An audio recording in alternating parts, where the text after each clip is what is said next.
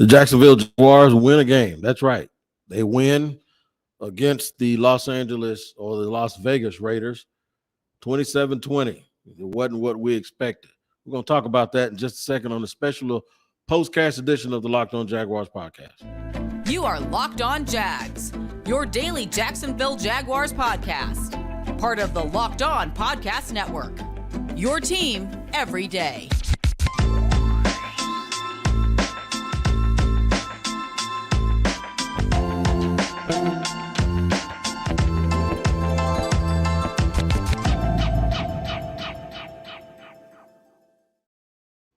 Thank you for joining me, Tony Wiggins, your host of Locked On Jaguars, on a victorious Sunday for your Jacksonville Jaguars. And it's your team every day here on Locked On Jaguars, and we thank you for making us your first listen. Reminding you that we are free on all platforms. Make sure that you like and subscribe wherever you get your podcasts. I'm on vacation, but you know what? The Jaguars' victories have been on vacation, but today, not so much. And they did it in a way that none of us expected.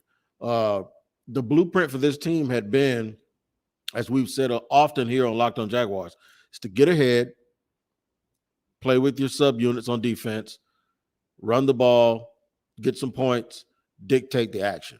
Well, today they got behind 17-0 as I plowed through the streets of Playa del Carmen, Mexico, trying to find a place to watch the game. And finally, I was able to get one. All day they got down and I said, this is the disaster. It started out like this. They got the ball, they drove, right? They drove the field, and here we go getting loosey-goosey with the ball while you're in scoring position. And then Oakland goes down and scores a touchdown, and then they get 17 straight points, and they're up 17-0. And I look at my wife and say, this is a problem. I had already started to edit and type up where I thought the Jaguars were going to get screwed up all day long, and then guess what? They did something, and this is why sports is what it is. You can never, ever, ever say that you have your finger on the pulse of this thing, because it always seems to find a way to turn around. The Jaguars won in a way that I did not think they were capable of, but it shows us something about this team and what they have been preaching and what Doug Peterson has been preaching, and that is there's no quit in them, and you have to give them credit. You also have to give a lot of credit to Trevor Lawrence, who was 25 out of 31, 235 yards and 2 touchdowns. I'm going to tell you something. The young man today, and to get behind the curtain a little bit, I heard some people got up in his face and told him he needed to play better. And apparently the message was received, because he was extremely, extremely patient. And I think the patience is what paid off. Now, the Raiders have their own problems because they're like the Jaguars on the West Coast, right? They do the same thing. They find a way. What the Raiders actually did was what the Jaguars usually do. And the Jaguars actually did something that their opponents usually do to them, and that is thoroughly outplay someone early and then find a way at the end to figure out how to lose it, even when they're trying to give it to you. The Jags were still aggressive in certain situations, and I like the fact that Doug Peterson went for it. And I like the fact that he put the team out there and they were going to go for it again at the end of the game, but they were really trying to draw the team off sides. I like the fact that even though they missed the field goal, which they can't miss, that they came back, and guess what they did? They went for the field goal again and said, we're going to depend on our defense, and you guys are going to have to win. It was 27-20. And just to go over a few statistics here that are really, really important. Dawuane Smoot is the antithesis of what we have always said the Jaguars needed to do. And what that is do not cut players just because they didn't turn out to be superstars, right? So Dawuane Smoot's a 3rd-round pick. They get him. They re-up him. First of all, Dawuane Smoot delivered his own damn baby, right? You know, we called it, called the ambulance. He said, no, I'm going to do this right. So that tells you that he has the wherewithal and the fortitude to be a right now moment guy, right? So he delivered his own baby. But now what he's done is they re-signed him.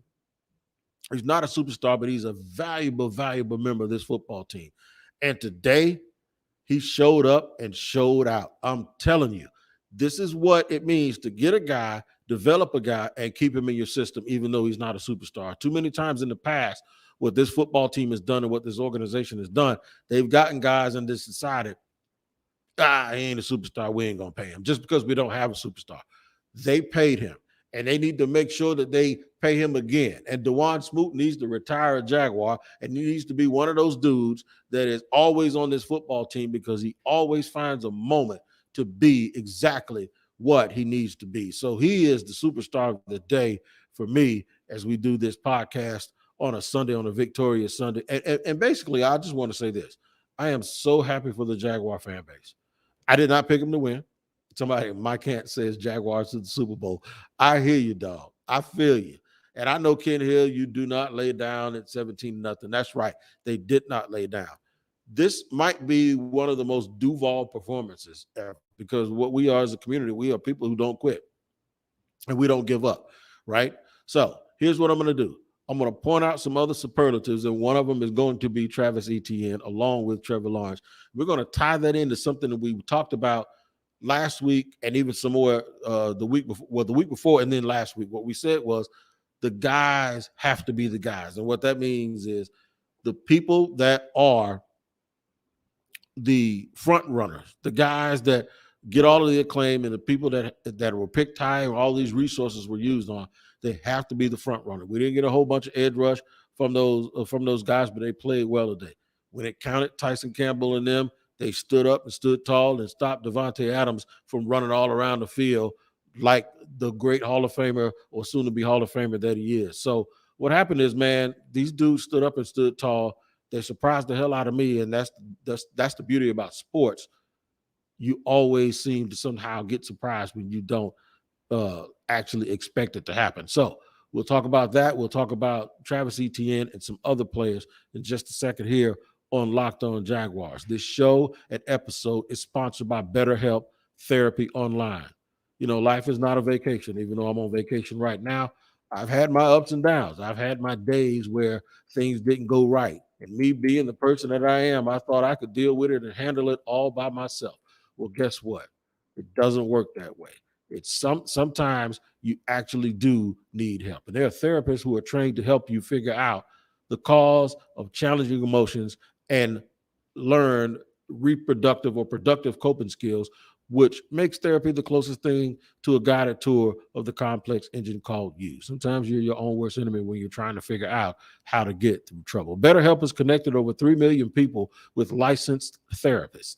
It's convenient, secure, and accessible anywhere, 100% online. Everyone deserves to feel their best, and BetterHelp makes it easier to get started. As the world's largest therapy service, they've matched and connected millions of people with professionally licensed and vetted therapists available 100% online. Get unstuck with BetterHelp. Learn more and save 10% off your first month at betterhelp.com/lockedon. That's betterhelp.com/lockedon. I'm going to spell it out for you. It's BetterHelp, HELP.com/lockedon. Get unstuck. Don't try to do it all by yourself. There's always someone there to help you at BetterHelp.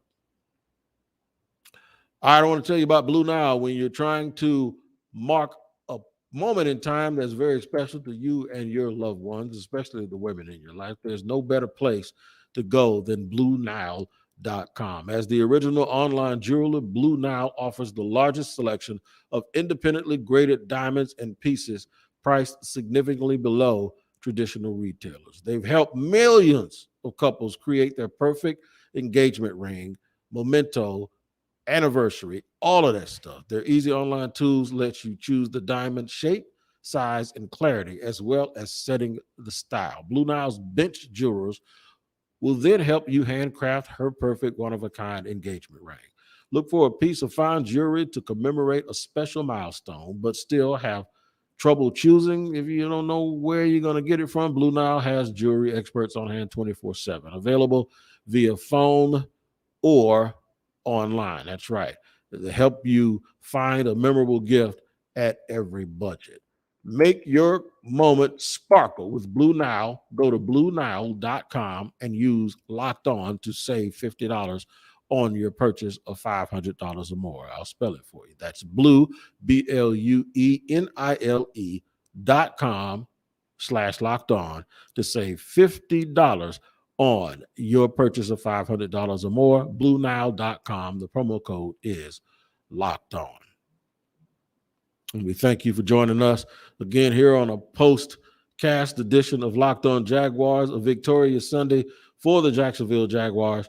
I am extremely happy, and I know that you all are too, because the Jaguars now improved to 3-6, and hopefully this will spearhead them and give them the confidence they need to make a little bit of a push towards, there's 7 playoff spots now. It used to be 6, so it's not out of the realm of possibility. And some of those teams that they have to beat are sitting there right in front of them. So the Jaguars have a legitimate shot, and they can get on a little bit of a run here and use this game as a confident springboard to the field. This might be